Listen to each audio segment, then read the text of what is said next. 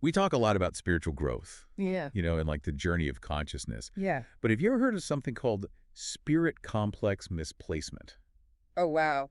That sounds intense. It is. It's like straight out of the Law of One, and it's pretty unsettling. Okay, I'm intrigued. So Ra, right, the source in the Law of One, describes it as like this rare kind of spiritual interference, Fans, okay. almost like a soul hijack, A soul hijack, wow. attempted by like fifth density negative entities. Fifth sense, okay, so like pretty high level stuff. Exactly. And it's actually described in the text as the misplacement of the mind-body-spirit complex of the instrument by the fifth density negative entity. Okay, so the mind body spirit complex, that's like us, right? Like our whole being. Exactly. It's like the essence of who we are, and it's being messed with, potentially. So for our listeners out there who, are always looking to dive deep into these topics, but without getting bogged down, Right. We want the good stuff, the juicy insights. Exactly. This is for you because this idea of spirit complex misplacement, it's fascinating. It is, and we're going to break it down in a way that makes sense. Yeah, we're going to unpack it. Yeah. Look at what it means and why it even matters to us. Exactly. Mm-hmm.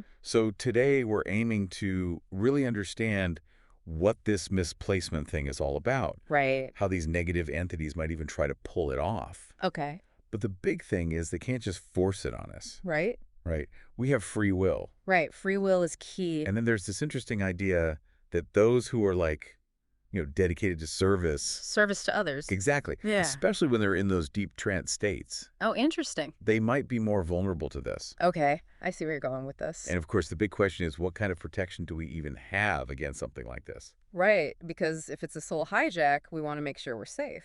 Absolutely. And as always, we're sticking with the teachings of Ra, so we're going straight to the source. Makes sense. So let's just jump right in. Let's do it. When we say spirit complex misplacement, what is Ra actually talking about? Okay, so what's really interesting here is that Ra talks about a very specific scenario.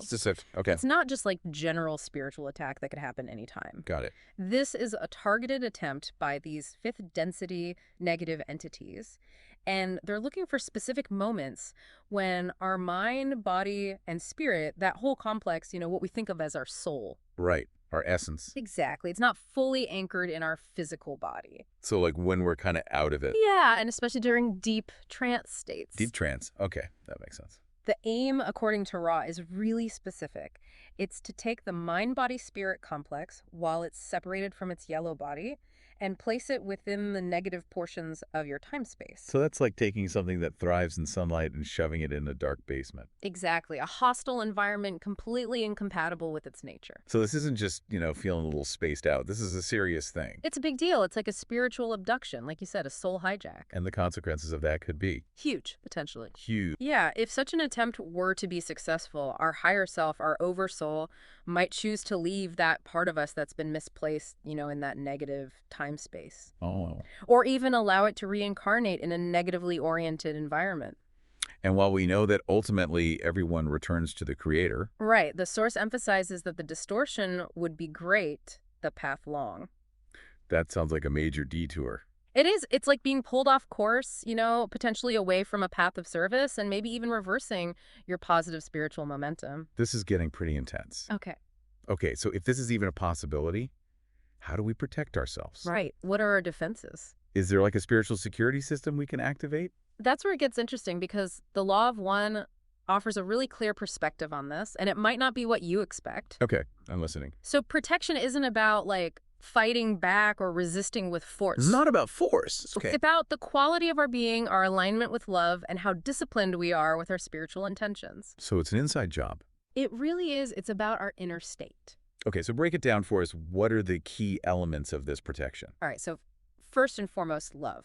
Love. Is it like the foundation? Ra is very clear about this. There is no magic greater than honest distortion toward love. Powerful stuff. It is, and especially the unified love within a group, a supportive spiritual community. Oh, interesting. That creates a strong, radiant field of protection. It's like this shared positive energy that naturally repels negativity. Makes sense. That aligns with a lot of spiritual teachings. It does. Love is the ultimate power. So love, what else? The Law of One also talks about magical configuration and discipline. Magical configuration. Okay. Getting a little esoteric here. But it's about being precise with our spiritual practices. So Rituals. Right. The use of magical instruments, things like a chalice or incense or even a meaningful text. It depends on the person or the group's practice. Exactly. And then specific geometric arrangements. Okay, like sacred geometry. Yeah. And most importantly, a focused mental and spiritual attunement. So it's not just going through the motions. No, you have to be present and intentional. And the law of one says that an entity should never call upon higher density energies without being properly protected. Right. So there's this sense of energetic hygiene and mindful preparation that's absolutely essential when we're working with these deeper spiritual realms. Okay, so love, magical discipline. Okay. What about those psychic greetings that are mentioned in the text? Ah, yes, psychic greetings. This is important because it's about how we react to energies that might not feel good right away. So not all negative energy is a bad thing. Exactly. The source says that encountering a psychic greeting, it's not necessarily negative in itself. Okay, It's how we respond that can actually help us grow spiritually. interesting. So to resist and fight is to see someone as other than the self, that is the negative path. The positive path sees and loves all as the self and as the one. So it's about recognizing that interconnectedness of everything. Exactly. Non-duality. We're all part of the one creator. So if we react with fear or hostility, We're actually feeding that negative polarity. but if we respond with love and understanding, You disarm it. it completely changes the game. It does. And Carla Ruckert, who was instrumental in the Ray of Contact, she put it beautifully against fearless love. The powers of negation and death are helpless and melt away. Love is the ultimate weapon. It really is. It's about meeting darkness with acceptance and a love that transcends that duality.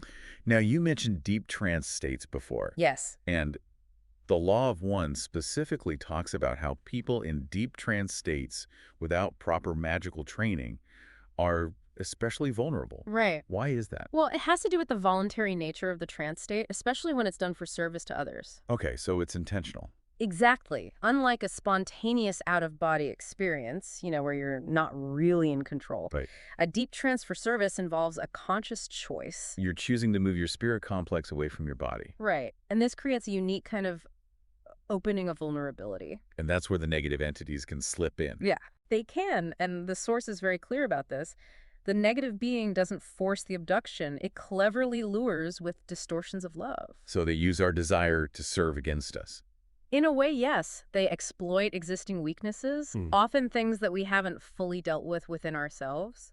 So it's not a forceful grab, it's more like a sneaky invitation. Yeah, a temptation that plays on our vulnerabilities or maybe even a misdirected sense of spiritual ambition. So like thinking we're more spiritually advanced than we actually are. It could be that. And remember, the fifth density negative philosophy, as Ray describes it, it's all about power over others, wisdom without compassion. Not a good combination. Not at all. They're masters of manipulation. They use energetic precision to get what they want. Instead of brute force. Exactly. And they look for those subtle imbalances in our energy field. Those unhealed wounds or ego attachments. So those are the entry points. Precisely. So our inner work is our primary defense.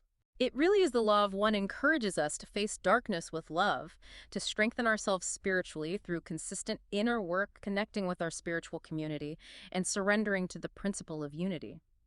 And why is surrendering to unity so important?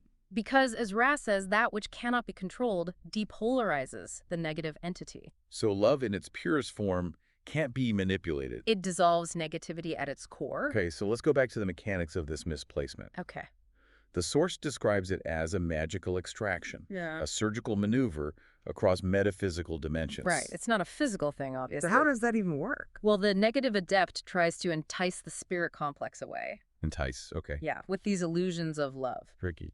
It is, and usually this happens when someone's in that vulnerable out-of-body or deep trance state. Makes sense. And the goal is to take that spirit complex and implant it in negative time-space, a realm that's completely incompatible with the positive entity's inherent energetic frequency. This is not just a random relocation. No, it's strategic. They're trying to change the soul's energy and its evolutionary path. And we're talking serious consequences here, potentially the death of the physical body and reincarnation into a negative reality. It's like a hijacking of the soul's whole orientation. Exactly. And you mentioned that the trance state is especially vulnerable because the spirit willingly moves away from the body. Yes, and unlike physical death, where there might be natural protective mechanisms that kick in, Right. this intentional separation doesn't always trigger those defenses. So we're kind of leaving ourselves open. In a way, yes, and the source says It is the free will of the instrument that creates the metaphysical opening the negative adept can lawfully exploit. That free will is the loophole. Exactly. It's how they can get away with it, so to speak. Now, the law of one mentions that this kind of displacement has only happened once in our current cycle, Right. which is kind of reassuring. A little bit. But it also shows us how serious this is. It's not a common occurrence, but it's a possibility. So what does the text say about the journey back for that lost wanderer? Well, it's described as a really long and difficult journey. Oh, wow. The higher self is hesitant to let that soul reincarnate into negative space-time because it's like being trapped, A spiritual prison. basically. And the soul has to learn about self-love in a distorted way. Distorted how? Well, it's self-love from a negative perspective, It's not true love. Right. And it's only after mastering those negatively oriented lessons that the soul can maybe reverse its polarity. And that could take a really long time. It could, often not until the mid-sixth density. Wow. And even then, the path back is described as traumatic and alien. So it's definitely better to avoid this whole situation altogether. Prevention is key, And the text says that magical training is the only real defense. which most people don't have. Right. But it does mention some protective measures that are more accessible. Yes, there are things we can do. Like what? Well, Ra doesn't give specific magical teachings because of the law of free will. Right. We have to figure it out ourselves. Right? But the text emphasizes practices that naturally create protection. Okay, like, Daily energetic alignment, consciously focusing your energy and your intentions. so being mindful of where our energy is going, Exactly, and also cultivating group harmony. the power of community. Yes, and engaging in sacred ritual, especially the specific configuration that was used during the Ra contact sessions. And there's a quote about that the instrument never should call upon Ra in any way while unprotected by the configuration, which is at this time present. So creating a safe and prepared space is crucial. And even without formal magical training, there's some practical advice, especially for people who do trance work. Right. Maintaining physical contact, like holding hands, Yeah. having a strong intention against unprotected channeling, Right, setting those boundaries. and avoiding open question and answer sessions during vulnerable states. Those are all really important. So why are those specific actions so helpful? Well, maintaining physical touch helps to ground the spirit complex. It prevents that complete detachment from the body. Which can happen during deep trance. Exactly. And having a strong intention against unwanted energies, it reinforces those boundaries on a conscious and subconscious level. Makes sense. And then avoiding open Q&A during vulnerable states, that minimizes those spontaneous openings in your energy field. The openings that could be exploited. Exactly. So it all comes back to our intention and our overall energy. It does. And the law of one talks about desire as being a double-edged sword. How so? Because that which is intended has as much intensity of attraction to the polar opposite as the intensity of the intention or desire. So a strong desire to serve attracts light. But it also makes you noticeable to darkness. Okay. However, it's the distorted desire, the desire that's mixed with ego or a need for validation or unacknowledged fear that really creates an opening. So negative entities aren't just randomly targeting people. No, they're drawn to those imbalances, those unhealed aspects. They're amplifying our own issues. Precisely. And the source says psychic greetings can only be offered by negative entities, enhancing our own free will choices that are distorted towards service to self-thought and behavior. So we're not attacked without some internal resonance. Right. It's not a punishment. It's a consequence of our own unhealed aspects attracting similar energies. And the key isn't to resist those psychic greetings, But to love them. because resistance implies separation. And love affirms unity. Which brings us to auric integrity and the violet ray. Yes. So explain how our energy field can be both a point of entry and a shield. Our aura is made up of these layers of energy bodies, and they vibrate at different frequencies, which are called the rays, and it acts like a filter for life force energy. Like a filter. Yeah, but any imbalances like emotional blockages or traumas or negative beliefs, they create weaknesses in that field. Like holes in our armor. Yeah, and the source says any distortion, be it physical, mental, or spiritual, may be accentuated by the suggestion of one able to work magically. So that's how negative entities can amplify our vulnerabilities. Exactly. Think of your aura as an energetic boundary, and those distortions are like gaps in that boundary. And the violet ray is especially important. It is because it's considered the sum and substance of our mind-body-spirit complex. Our whole energetic signature. Exactly. It reflects our level of spiritual development and how ready we are for higher density contact. So positive entities like Ra connect through the violet ray. They do, But negative entities can also use that access point. Yeah, what do they do? They often try to destabilize weaker energy centers, like the green ray, which is associated with emotions, Okay.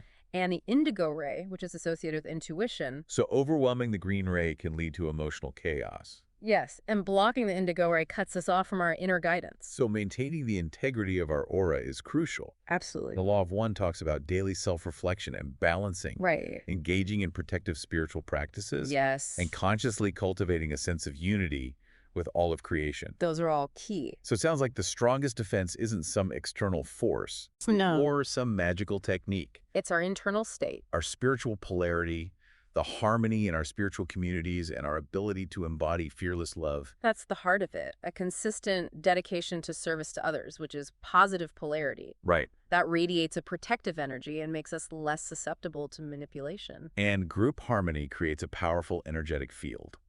That's hard to penetrate. And fearless love neutralizes negativity at its source. Exactly like Carla said, against fearless love, the powers of negation and death are helpless and melt away. So it's not about battling an enemy. It's about aligning ourselves with love and unity.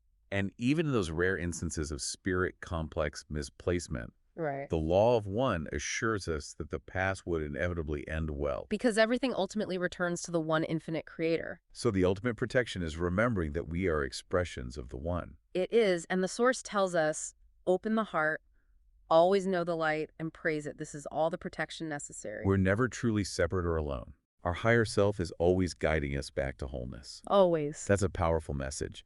And even though spirit complex misplacement is a scary possibility, It is. just being aware of it can encourage us to cultivate that fearless love and commitment to unity even more. Absolutely. It definitely makes you think about your own intentions when you're seeking knowledge and wanting to be of service. It does. A heart that's open to unity and radiates love, that's our most powerful shield. It really is. And there are so many other fascinating aspects of the Law of One that explore these energetic principles and practices for keeping our aura balanced. Maybe we can dive into those in future episodes. Definitely something to consider. Well, thank you for sharing your insights on this complex and honestly a little bit terrifying topic. You're welcome.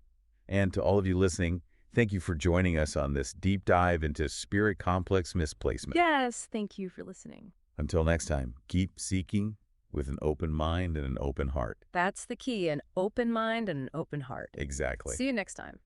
Ah.